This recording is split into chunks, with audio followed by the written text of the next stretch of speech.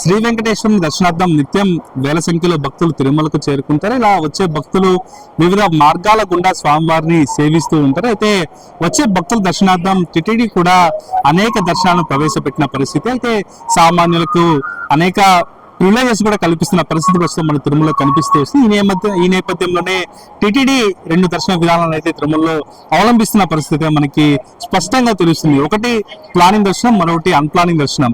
అంటే ప్లానింగ్ దర్శనం అంటే ముందస్తుగా మనం టోకన్లు తీసుకోవడం కావచ్చు, లేదా ప్రత్యేక ప్రవేశ దర్శనాలు పొందడం కావచ్చు, ఆర్జిత సేవలు, ఇతర సేవలను మనం పొంది నేరుగా టైం ప్రకారం వెళ్ళే దర్శనాన్ని మనం ప్లానింగ్ దర్శనంగా మనం చెప్పుకోవచ్చు. ఇవన్నీ కూడా ముందస్తుగా 3 నెలల పాటు మనం తీసుకునే అవకాశం ఉంటుంది. దీంతో పాటుగా మనం తిరుపతికి ముందు రోజు చేరుకొని ఎస్ఎస్డి టైం స్లాట్ కావచ్చు, నడకదా మార్గంగా ఇచ్చే దివ్య దర్శనం కావచ్చు, వీరన్నిటి కూడా ఒక ప్లానింగ్ దర్శనంగానే మనం చెప్పుకోవచ్చు.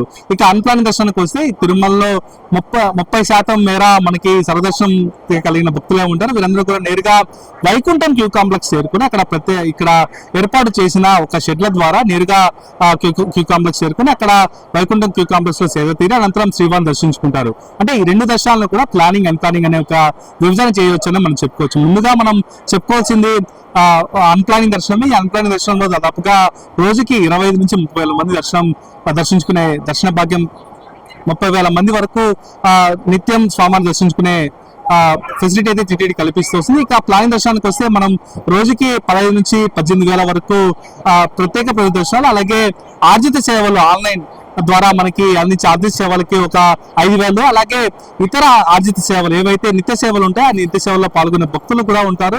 వీరన్నింటినీ కూడా మనం ప్లానింగ్ దర్శనం కింద తీసుకుని అయితే వీరన్నిటికీ కూడా ఒక ప్రత్యేక సమయం ఉంటుంది. ఈ సమయం ద్వారా క్యూలైన్ చేరుకున్న భక్తులకు నేరుగా 2 నుంచి 3 గంటల లోపే స్వామివారి దర్శన భాగ్యం కల్పించే విధంగా కూడా టిటిడి యొక్క ప్రత్యేక ప్రణాళికలు అయితే ముందు నుంచి అవలంబిస్తున్న పరిస్థితి అయితే కనిపిస్తూ వస్తుంది. అయితే భక్తులు ఏం చేస్తున్నారు అంటే ముందుగా స్వామివారి దర్శనానికి వచ్చేస్తున్నారు. అయితే టైమింగ్ ఏదో ఇచ్చారో ఆ టైమింగ్ ప్రకారం కాకుండా మనం ముందుగా వెళ్ళిపోతే ముందుగానే దర్శనం అయిపోతుందని కూడా భక్తులు అనుకుంటూ ఉంటారు. అయితే ముందుగా వెళ్తే మాత్రం నిజంగా భక్తులకి కష్టాలు పొందించుకున్నట్టుగా అవుతుందని మనం చెప్పుకోవాలి. ఎందుకంటే ఒక ప్లానింగ్ ప్రకారం, ఒక పద్ధతి ప్రకారం క్యూలైన్ వెళ్తున్నప్పుడు మనం ముందుగా 2 నుంచి 3 గంటల లోపు వెళ్తే మాత్రం ఖచ్చితంగా మనం ఒక సమస్యను తెచ్చిపెట్టినట్టే అవుతుంది. ఎందుకంటే సజావుగా సాగే దర్శనాన్ని మనం దాదాపుగా 5 నుంచి 6 గంటల సమయం పాటు పట్టే విధంగా మనం చేసుకునే ప్రయత్నం చేసినట్టే మనం ముందుగా చెప్పుకోవాల్సి ఉంటుంది. ఎందుకంటే ఒక ఈ స్లాట్ ప్రకారం మనం వెళ్తే ఆ స్లాట్ నుంచి 2 నుంచి 3 గంటల లోపే స్వామివారి దర్శనం అయ్యే విధంగా కూడా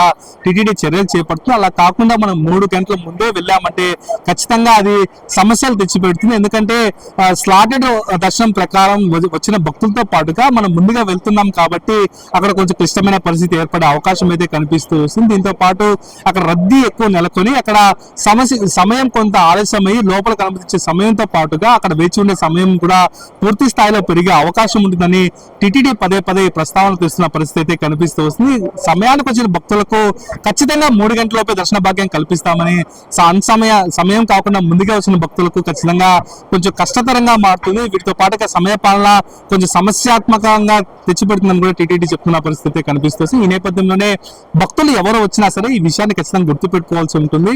నేరుగా మనకిచ్చిన సమయానికి చేరుకుంటే మాత్రం మనకిచ్చిన సమయం కన్నా ఒక 5-10 నిమిషాలు ముందు వెళ్తే మాత్రం ఎలాంటి సమస్య ఉత్పన్నం అయ్యే అవకాశం అయితే ఉండదు. అయితే మనం మొత్తం మీద 1 గంట, 2 గంటలు, 3 గంటలు ముందుగా వెళ్ళామంటే మాత్రం ఖచ్చితంగా అది సమస్యను గుర్తించుకున్నట్టుగానే మనం చెప్పుకోవాలి. అయితే మొత్తం మీద ఈ అంశాన్ని భక్తులందరూ గుర్తుపెట్టుకోవడం కూడా ఇప్పటికే అదనపు ఈవో వెంకయ్య చౌదరి పత్రికా ప్రకటన విడుదల చేయడం తమకు ఇచ్చిన సమయం ప్రకారమే క్యూలైన్ కి చేరుకోవాలి. క్యూలైన్ కి చేరుకున్న అనంతరం వీరందరూ కూడా ఎలాంటి సమస్య లేకుండా మీకు 1 గంట నుంచి 3 గంటల లోపే స్వామివారి దర్శన భాగ్యం అయ్యే విధంగా కూడా ప్రత్యేక చర్యలు చేపడుతున్నామని కూడా ఇప్పటికే వెంకయ్య చౌదరి స్పష్టం చేశారు. అలా కాకుండా ముందుగా చేరుకుంటే మాత్రం ఖచ్చితంగా ఇక్కడ క్యూలైన్ సిస్టమ్ మేనేజ్మెంట్ మాత్రం కొంచెం మేనేజ్ చేయడం కష్టతరంగా మారుతుంది. మీరు ఖచ్చితంగా సమయానికి చేరుకోవాలని కూడా పదే టిటిడి చెప్తున్న పరిస్థితి కనిపిస్తూ వస్తుంది. అయితే భక్తులు ఖచ్చితంగా సమయానికి చేరుకుని 3 గంటలపై స్వామివారి దర్శనం భాగ్యం పొందే విధంగా కూడా చర్యలు తీసుకోవాలని కూడా వారు ముందుగా ఈ సూచనలు కూడా తెలపడం జరిగింది. అయితే మొత్తం మీద తిరుమలకు వచ్చే భక్తులు ఈ సూచనలను మన్నించి సమయానికి చేరుకోవాలని కూడా టిటిడి కోరుతున్న పరిస్థితి కనిపిస్తూ వస్తుంది. ఇది ఇక్కడ తాజా పరిస్థితి.